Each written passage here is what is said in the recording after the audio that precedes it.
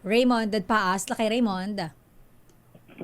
Elaine at Mayor, hindi nga lang daw sa lalawigan ng Bulacan nagkaroon ng mga ghost flood control project, kundi sa iba't ibang bahagi ng ating bansa.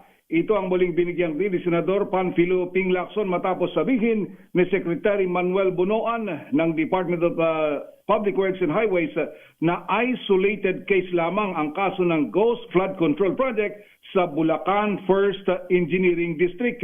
Sabi ni Lacson, lumabas sa case study ng kanyang mga tauhan na may mga nakumpirma ng kalintulad na kaso sa Pampanga, La Union at Mindoro. Para sa senador, ang pahayag ni Bunoan na isolated case lang yung sa Bulacan ay isang uri ng depensa at paghuhugas kamay at animoy wala na siyang balak na imbestigahan pa yung ibang kaso ng anomalya sa Department of Public Works and Highways.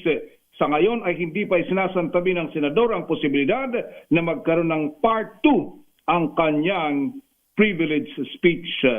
Kailan yung Brad? Raymond. Kailan yung part 2, Brad? Ihahanda pa daw, Mayor, dahil iintay niya yung mga yung ibang report na under verification sa Bicol, Eastern Visayas at Mindanao. Ayan, sama daw yung Romblon. Baka nakarating na rin.